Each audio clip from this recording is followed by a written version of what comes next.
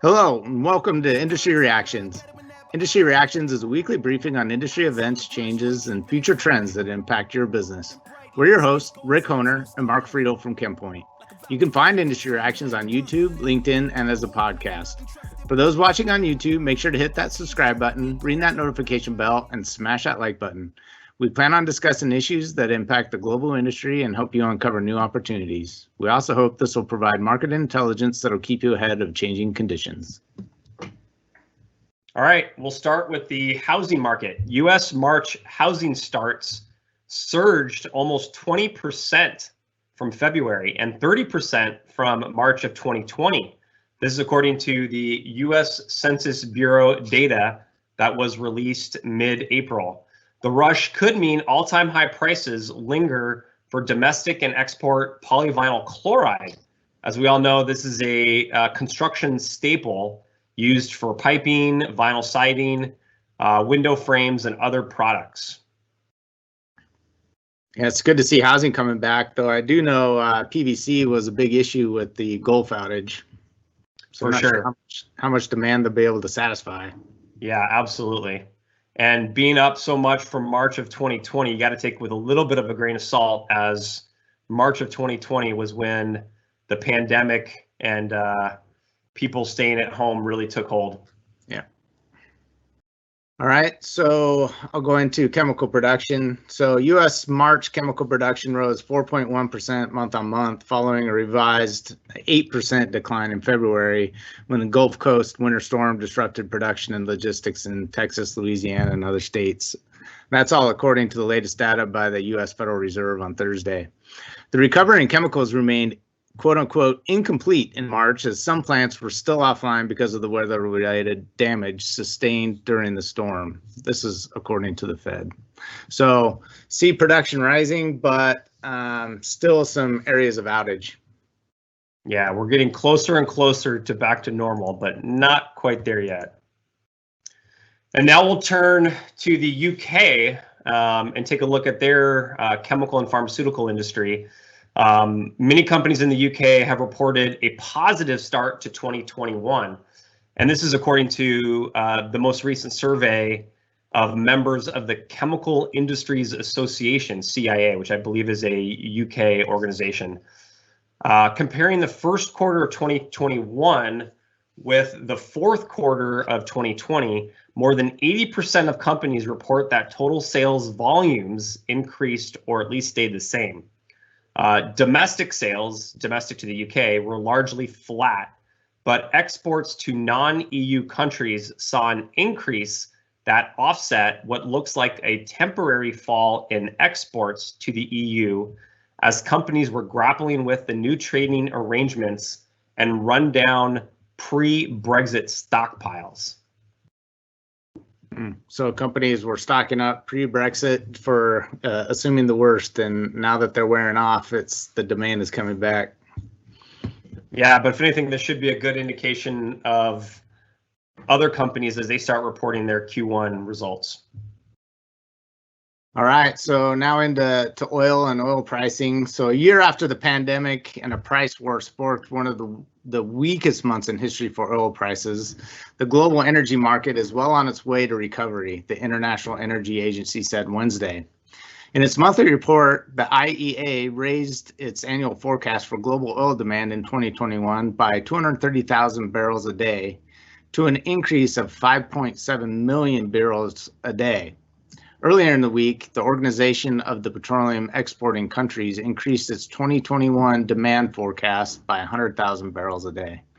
So oil prices still remain, I guess, a little bit elevated, but much better than it was that we saw in March and April of last year. Well, yeah, end of April and into May, where prices turned negative. It's right about now last year when that happened. And when I checked this morning, looks like oil prices were hovering north of $60 a barrel, somewhere 63. So pretty healthy. And North American rail traffic once again ticked up. The week ending April 10th, we saw a 13.5% year-over-year increase on strong gain in the U.S. These volumes are up 3.7% from the previous week, according to the data released by the Association of American Railroads. So we obviously saw a fairly significant decline post-winter storms in the Gulf region, and we've been steadily picking up from that trough. That's good. We need that transportation to get moving. All right, so into some product introductions and company announcements. So this week, there were a number of new companies that announced sustainability initiatives this week. And the first is Dow. Dow's partnering with Columbia University on carbon accounting.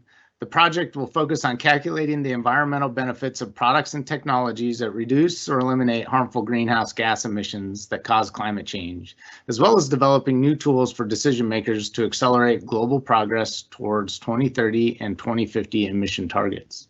That's a cool project. It is a cool project. Camurus is also working on a similar project as they announced its ambitious goal to achieve net zero greenhouse gas emissions by 2050. Camurus is driving to achieve a 60% absolute reduction of operations-related greenhouse gas emissions by 2030, putting the company on path to net zero greenhouse gas emissions by 2050. Good job, Camurus. Good job, Camurus. And LyondellBasell has launched its Circulen family of recycled and renewable-based polymers to help brand owners improve the sustainability of consumer products. The company says Circulen polymers are currently available in Europe, and they will soon be introduced in North America and China. There are 3 separate lines of Circulen products. Circulen Recover polymers are made from plastic waste through mechanical recycling. Circulen Revive polymers are virgin material made from plastic waste by chemical recycling, and Circulen Renew polymers are made from renewable feedstocks such as used cooking oil. Good stuff. Sustainability is a hot topic this week, as it is most weeks. So now we'll move into M&A news. A couple of stories this week. The first one coming out of France regarding Suez and Veolia. French waste management companies Suez and Veolia have agreed on basic features of a merger after months of wrangling. The two groups have agreed on a price of €20.50 per Suez share, subject to the signature of the combination agreement. As recently as February, Suez had firmly rejected a hostile takeover. After this merger, a new Suez will be created as a spin-off, according to the announcement. The plan is for the spun-off Suez part to have water businesses in places such as Italy, the Czech Republic, and India, in addition to operations in France. Well, that's a confusing one. It is a confusing one. I'm sure there's more details that will emerge as this merger and spin-off happens. Yeah. Okay. So private equity firm SK Capital Partners is the only company in talks to acquire Clariant's pigments business after other bidders dropped out, according to anonymous sources familiar with the matter cited by a Bloomberg report. The value of the proposed transaction is still under negotiation between the two parties, and Clariant may decide against selling the pigments business to SK Capital if they cannot agree on a price or if the other bidders reemerge, the report says. Clariant has declined to comment on the report. Yeah, that's not a great situation to be in when you've only got one bidder on your business. For sure, not a great spot at all. All right. That's it for this week's editions of Industry Reactions. We will return next week with a fresh batch. Until then, stay safe. Take care.